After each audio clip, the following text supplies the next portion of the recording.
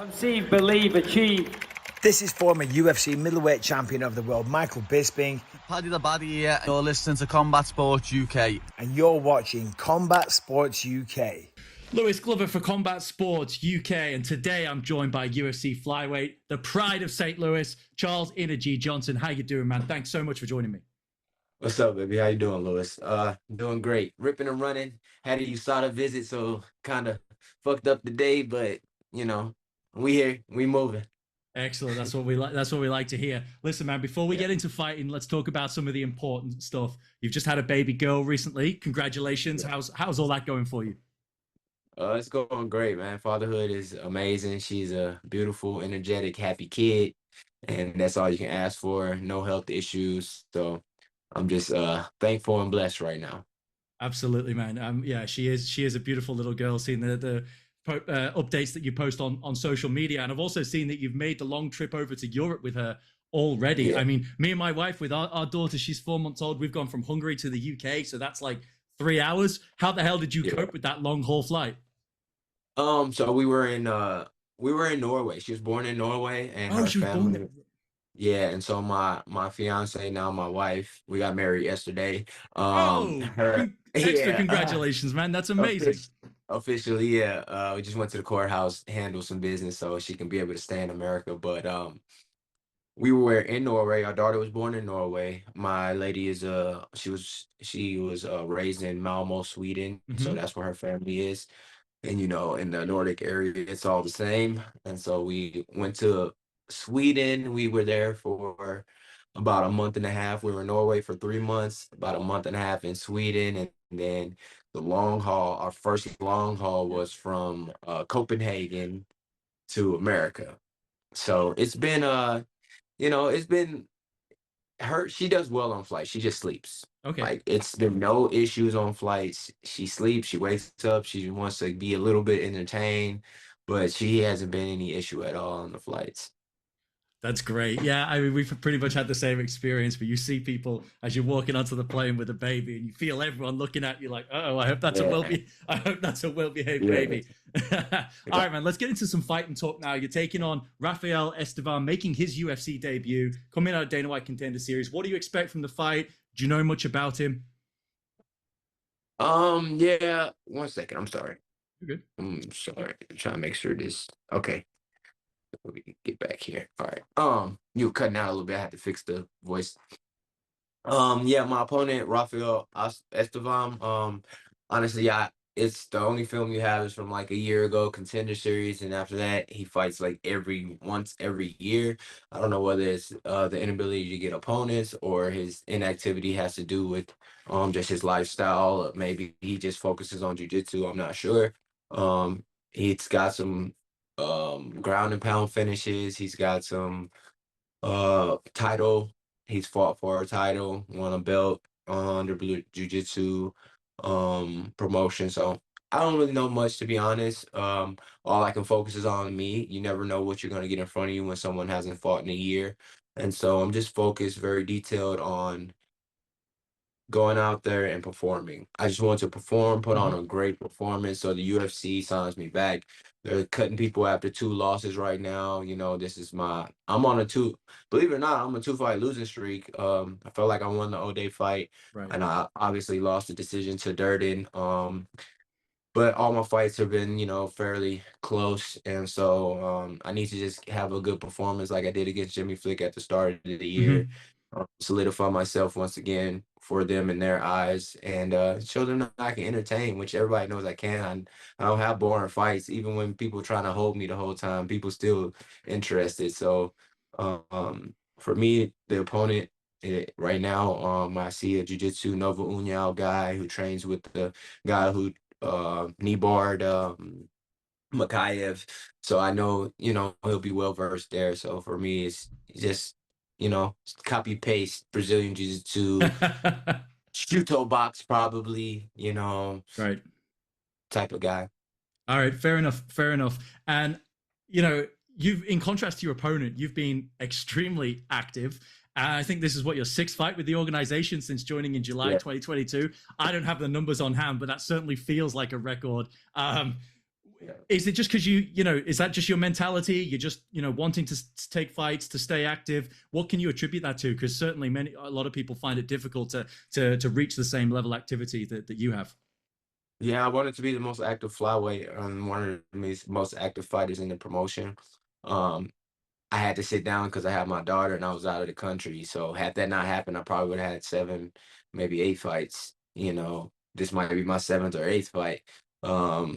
If it was my choice, that's about how many I would be on. I like to fight every 2 months, and I, like you said, I had my debut in July, so August, September, October, November. That's 4 months. So I could have had 2 more fights in between. I fought in April. So May, June, July, August, September, October, November. So it's like 7 months for me that I've been able to just rest, um, let my body heal up from that Right. workload I put on it. I Yeah. feel healthy. I feel really good. Workouts are great. I'm in great shape. And so, you know, it should be a blessing, should be a blessing to rest. I needed it because when I was fighting in the LFA, I went on a run where I was just fighting very consistent. I defended the title in 42 days, 43 days or something, like broke the record for LFA, defended it again, so it's just, um, I just, I, I pride myself on being active. I feel Mhm. like, one of my principles is activity is longevity. And talking about preparation and giving yourself a little time to rest and recover, I saw this was the first time for a fight in the UFC during the camp that you've actually been able to run and get road work in. Is that right? Yeah, so after I fought for my LFA title in January of last year, um, I was still training consistently and I was just pressing the button, hoping that I'll get a call with the UFC. So just trying to stay really focused. I was just super active, doing a lot of shit. And then I got the Makayev fight. They offered me Sumu Darji on 2 days' Mhm. notice. I said yes. I'm in the tub, and then they're like, "All right, we're not gonna be able to make the medicals and things happen in time in these 2 days, so we're just gonna book you for July." It was like March, end of March. We're just gonna book you for July against Muhammad Makayev. I was like, all right, cool. So from that point on, I started running and doing even more than I had been doing, and I got an Achilles injuries. My Achilles tendon started crunching. So that's, if you know anything about Achilles, that's like the tell you, like, you need to sit down. All you can do is rest. Right. You're doing too much. You need to sit down. And so I had to put a boot on for about a month and a half. And so the whole camp for Makayev, I was in a boot up until about 3 weeks out. I was going to in Pennsylvania, I had a boot on. I was training at the PRTC with Jordan Burroughs and University of Penn. I have a boot on and I take it off at practice and put it on after practice. Like, dude, what's wrong with your foot? Are you really still resting? I was like, yeah, I gotta get this work in. It's a slow heal right now. But so I hadn't ran since then because every time I ran, it kept flaring it back up. And so the rest, like I said, became a blessing for me Hmm. this past 7 months because by sitting down and not doing nothing for about 3 months, my body was able to heal even more. And I'm just feeling really healthy. So I started hitting my mileage real hard, because I was a cross country track athlete, Hmm. and it's like a mental thing for me as well. And so once I built myself up while I was away, now I'm feeling really strong. I'm able to consistently get 3 to 5 in every day if I want to, but it's more so closer to about 15, 25-minute runs, just keeping it loose and feeling good. Awesome. And so that combined with the rest of the preparation, you feel like you're in excellent shape and condition heading into this one. Yeah, I think the goal is to look different and feel different and perform different, Awesome. or Awesome. just perform, Or just perform and force the UFC's hand to dole out a contract extension because I don't think it'll be I don't think it'll be, I think they like me. They like that I'm active, yeah, and definitely. it's a lot of foreign guys, not many Americans that know how to fucking talk in there and entertain people and put in the groundwork on social media and actually build fights like what me and Cody did. Like, we was hella respectful afterwards, towards each other. It was respect. But leading up, that's how you're supposed to build fights. That's how you're supposed Right. to get people interested in a fight, and it was natural. We're competitors. Like, it wasn't like ill favor. We weren't coming after each other's family. We're just like, all right, motherfucker, let's go, you know? And that's what this sport is, and that's what makes this sport great. Because afterwards, you won. Okay, cool. I might meet you down the road. I may not, but we're gonna shake hands, and it's gonna be respect. Absolutely, and that certainly seems to be the case as well with a name you mentioned earlier, Mohammed Makayev. You guys Yeah. seem to be adjuring at one another, and then I see you seem to have a pretty relationship together in Thailand previously. So it seems that yeah, that's just the way it should go. It was never like bad blood between us, you know. I just always felt like he was pampered. And when I got to Thailand, I had to grind from nothing, you know, and I Mhm. was living on $50 a month in Thailand. And I seen this young kid come in with all these sponsors and all these people, and then the coaches tailoring shit for them. And I'm like, what the fuck, bro? I'm on sponsorship here. Help me out, you know, but that was me having to temper myself, you know, and take a step back. But I always had a chip on my shoulder from that feeling. And so when we got scheduled to fight, I was like, I really needed to prove myself. Everybody thinks this guy's gonna finish me. I need to show them, you know, who I'm a champion too. And so as it shows, and the record will always show that, you know, he got a decision. He Mhm. out wrestled me. It was a elite showcase of wrestling. And we both had great transitions. It was a tough fight, but I'm gonna be his toughest fight out of anybody he's fought, because he couldn't do shit to me, you know. And there was, and that's not to say that he can't in the future, or you know, but it's Mhm. love there now. Now it's appreciation, it's love, it's respect. We train with each other in Thailand, and he messaged me, asked me how I'm doing, you know, and I hope that, because his trajectory is closer to me, I hope he can fight for a title soon, you know. And I just believe in my journey, you know, and Sure. I focus on my blessings and my journey and what I can control. And each time I fight, being able to help my family and dig myself into a different position in life. You know, most of these first few fights, I didn't have much money. My family don't come from money, you know. Mm. So it's been just being able to get a car, get my own place. I just moved into this place, you know. Get a place for me and my fiance, you know, and be able to take care of an actual family. Mhm. You know, things I weren't able to do fighting on a regional circuit. You know, we don't make enough money. Sure. So right now it's just about performing and being able to take care of my family. Awesome. Sounds like an excellent plan. And we certainly look forward to seeing your next performance in a couple of weeks' time. Yes, I sir. got one more question to ask you to get before we get on out of here, because I know you're a gamer. So I've got to ask you, A, have you played UFC 5 since its release? And if you Nope. have, you haven't, okay. But I've seen you, I see you have some thoughts on maybe on Yeah. the game. So I just love to get your opinion and let our listeners know what you think about the games so far from what you've seen from a distance. I would hope that EA Sports. I've been playing EA Sports since Sega. I've been playing Madden since Sega, right? I just want them to do the same justice to our sport promotion as they does to NFL, and as they do to NFL, NHL, NBA 2K, all those titles, whatever EA Sports puts their name on, the PGA games. Mhm.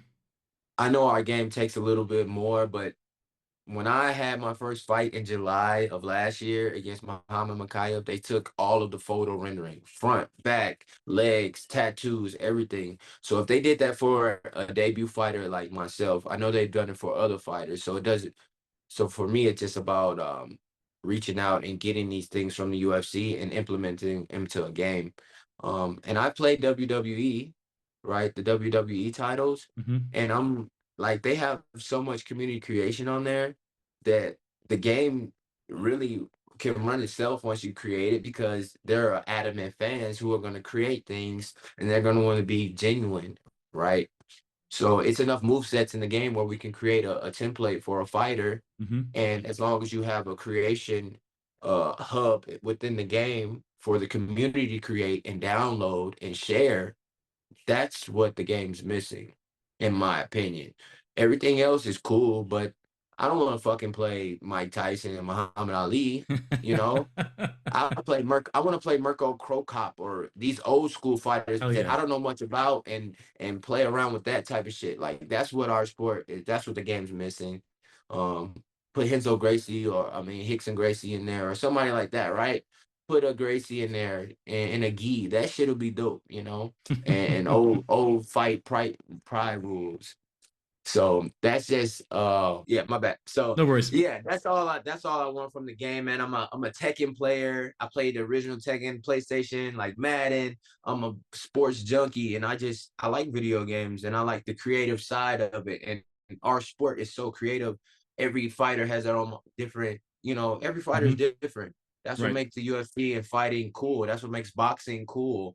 The fandom, the showmanship, all of that.